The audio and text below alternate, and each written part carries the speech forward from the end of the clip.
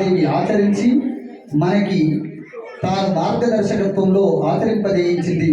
ఇన్నాళ్ళు గత 30 రోజులుగా మనం చేసుకుంటున్నటువంటి ఈ ధనుర్మాస వ్రత మహోత్సవంలో భాగంగా అమ్మ ఎలా ఉద్భవించింది? కర్కటే పూర్వ ఫల్గున్యాం తులసి కాననోద్భవాం పాండ్యే విశ్వంబరాం గోదాం వందే శ్రీరంగనాయకి అయోనిజ అమ్మ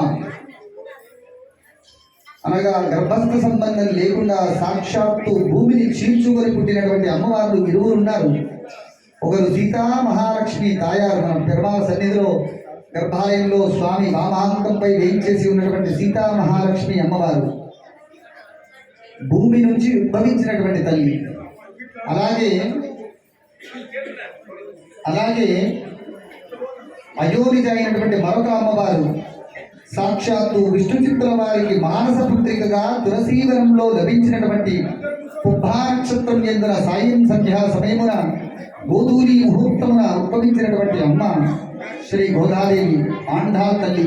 అలాంటి గోదా యొక్క కార్యక్రమాన్ని మనమంతా కూడా చేసుకుంటూ మన గమ్యాన్ని సుగమం చేసుకుంటున్నాము.